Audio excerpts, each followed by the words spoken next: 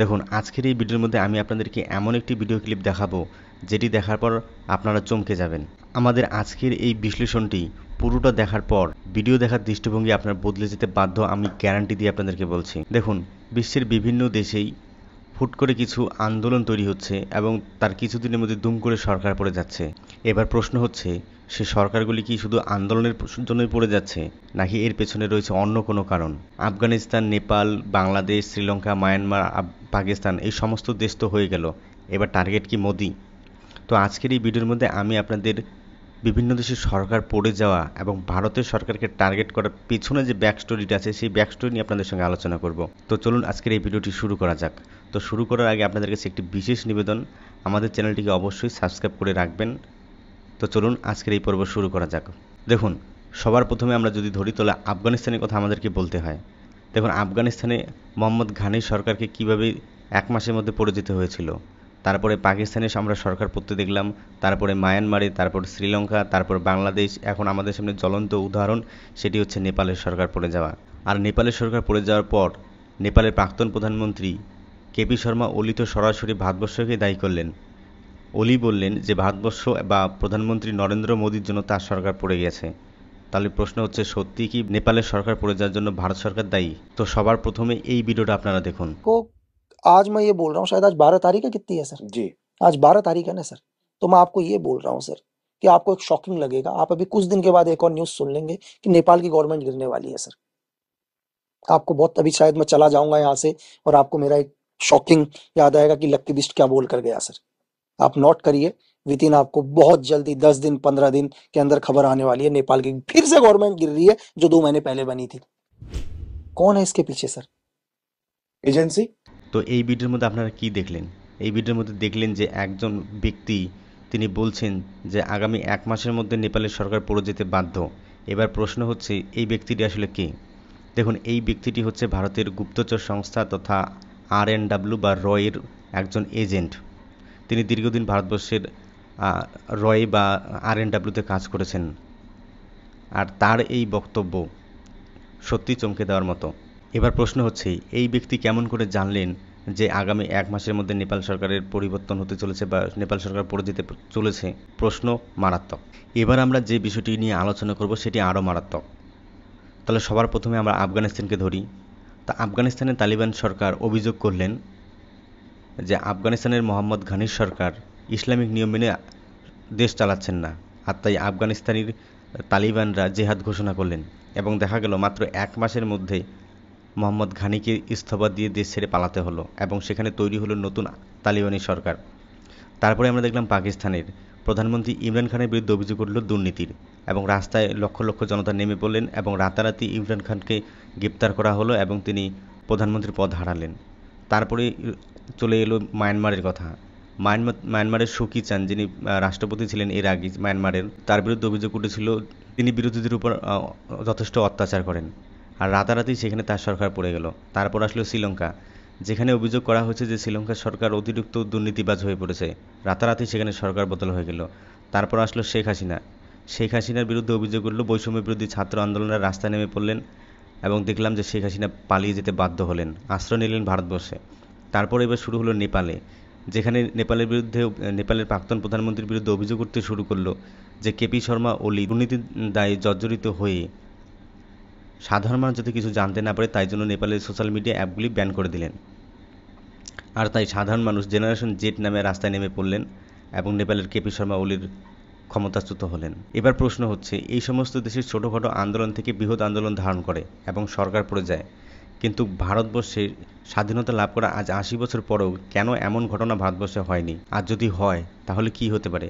দেখুন, ভারতবর্ষে আজ পর্যন্ত এমন আন্দোলন হয়নি। এর কারণটি হচ্ছে ভারতবর্ষের সংবিধানকে এমনভাবে তৈরি করা হয়েছে যেখানে এক ব্যক্তির হাতে কোনো ক্ষমতাই দেওয়া হয়নি, ক্ষমতা এখানে বিন্যাস করে দেওয়া হয়েছে, বিভিন্ন ব্যক্তিদের হাতে ক্ষমতা ভাগ করে দেওয়া হয়েছে।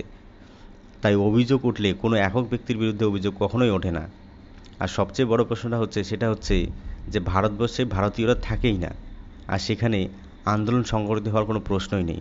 এবার আপনারা অবাক হতে পারেন যে ভারতবর্ষে ভারতীয়রা থাকে না, এটার মানে কী হতে পারে? এখন এই বিষয়ে অক্ষয়ের খাট্টা মিট্টা সেই সিনেমার একটি ডায়লগ মনে পড়ে যায়, যেখানে তিনি বলছিলেন যে ভারতবর্ষে ভারতীয় কোথায় থাকে, এখানে তো বাঙালি, বিহারি, পাঞ্জাবি, গুজরাটি ইত্যাদি থাকে।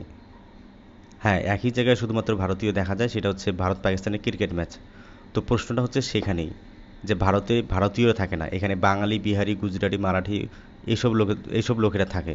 এবার যেই সমস্যাটা পশ্চিমবঙ্গের, সেটা বিহারে সেই সমস্যাটা নেই। এবার যেটা বিহারে যেই সমস্যাটা, সেটা সিকিমে নেই। যেটা সিকিমের সমস্যা, সেটা গুজরাটে নেই। এখানে মানুষগুলোকে আলাদা আলাদা ভাগে ভাগ করে দেওয়া হয়েছে। এমনভাবে ভাগ করা হয়েছে যেখানে একটি জাতীয় ইস্যু কখনোই ওখানে উঠতে পারে না। আর তাই আপনারা দেখবেন, কলকাতায় যখন চাকরি চুরি নিয়ে আন্দোলন হচ্ছে, বিহার তখন নিশ্চুপ। বিহারে যখন পরীক্ষার প্রশ্নপত্র ফাঁস নিয়ে আন্দোলন হচ্ছে, উত্তরপ্রদেশ তখন চুপ। সুতরাং এখানে বোঝা যাচ্ছে ভারতবর্ষে কখনোই কোনো বৃহৎ আন্দোলন সংগঠিত হবে না, সরকার ফেলে দেওয়া তো দূরের কথা। তো এবার আসবো যে, যদি সরকারকে ফেলে দেওয়ার চেষ্টা করা হয়, তাহলে কি আননোন গানম্যান অ্যাক্টিভ হয়ে যাবে? দেখুন, সরকারকে ফেলে দেওয়ার একটা চেষ্টা 2024-এর লোকসভা নির্বাচনের আগে হয়েছিল,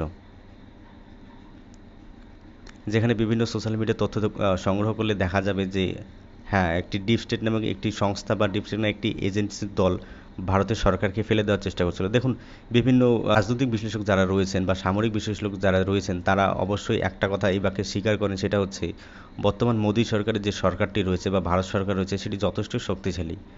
আর ভারতের এই শক্তিশালী সরকার হওয়াটাই বিশ্বের বিভিন্ন কিছু দেশের সহ্য হচ্ছে না, আর তাই ভারতকে টার্গেট করেছিলেন যাতে ভারতে একটি দুর্বল সরকার তৈরি হয়। কিন্তু ভারতের মানুষ সেটা হতে দেয়নি। এককভাবে প্রধানমন্ত্রী নরেন্দ্র মোদীকে আবার ক্ষমতায় তো আনতে পারেনি, কিন্তু সরকার মোদী গঠন করতে পেরেছে। এখন এরপরও ভারত সরকারকে বা মোদী সরকারকে টার্গেট করা হবে, কারণ ভারতে যে সমস্ত উপমহাদেশের দেশগুলি রয়েছে, একে একে সবগুলি দেশের সরকার ফেলে দেওয়া সম্ভব হয়েছে। এবার টার্গেট শুধু মোদী। দেখুন, এমনও অভিযোগ উঠতে শুরু করেছে যে এবার মোদীকে টার্গেট করে কাজ শুরু হয়ে গেছে। দেখুন, যদি মোদীকে টার্গেট করে এই কাজ শুরু করা হয় বা মোদীকে ফেলে দেওয়ার একটি চক্রান্ত হয়, যদি বিদেশ থেকে রাজনৈতিক দলগুলির কাছে ফান্ডিং আসতে শুরু করে যে ভারতবর্ষে অস্থিরতা তৈরি করার চেষ্টা করো, তাহলে সবার প্রথমে ভারতের গুপ্তচর সংস্থাগুলি অ্যাক্টিভ হয়ে যাবে এবং তারা খতিয়ে দেখতে শুরু করবে যে এখানে কে বা কারা জড়িত রয়েছে। আর যদি তারা সত্যি এমন কিছু খুঁজে পায়, তাহলে তাদের জীবনে কাল নেমে আসবে। আর নাম্বার 2, তারপরও যদি দেখা যায় যে এইভাবে ঠেকানো যাচ্ছে না, তাহলে সেই আননোন গানম্যানগুলি অ্যাক্টিভ হয়ে যাবে। অর্থাৎ যেই সমস্ত ব্যক্তিগুলিকে সন্দেহ করা হবে, সেগুলিকে রাতারাতি মেরে ফেলা হবে। যেমনটা আমরা পাকিস্তানে দেখছি যে বড় বড় জঙ্গি সংগঠনগুলিকে কেউ বা কারা এসে ফুট করে মেরে দিয়ে চলে যাচ্ছে। দেখুন, ভারতীয় উপমহাদেশে যে সমস্ত দেশগুলিকে ইতিমধ্যেই সরকার ফেলে দিয়েছে বা পড়ে গেছে, সেই সমস্ত দেশগুলি যথেষ্টই কমজোরি। না তাদের অর্থনৈতিক ক্ষমতা রয়েছে, না তাদের জনবল ক্ষমতা রয়েছে, না তাদের সামরিক ক্ষমতা রয়েছে। সেদিক থেকে ভারত যথেষ্টই শক্তিশালী। আর ভারতকে টার্গেট করা অতটা সহজ হবে না, কারণ ভারতবর্ষের যে সমস্ত গুপ্তচর সংস্থাগুলি রয়েছে বা ভারতবর্ষের যে সমস্ত টেকনোলজি বা গোয়েন্দা আদান প্রদান তথ্যগুলি সরবরাহ করা হয়, সেগুলি যে ভারত সরকার অতি গুরুত্ব দিয়ে দেখে, এই বিষয়ে নতুন করে বলার কিছু নেই। আর যদি সেখানে এমন কিছু খুঁজে পাওয়া যায়, তাহলে যে বা যাকে সন্দেহ হবে, তাহলে ভারত সরকার বা ভারতীয় গুপ্তচর সংস্থা তার শেকড় উপড়ে ফেলবে। দেখুন, এই বিষয়ে আমি আপনাদের সঙ্গে একটা কথা বলতে চাই যে কিছুদিন আগে আপনারা হয়তো নজর করে থাকবেন, সেটা হচ্ছে যে ইসরায়েলে একটি বিক্ষোভ শুরু হয়েছিল।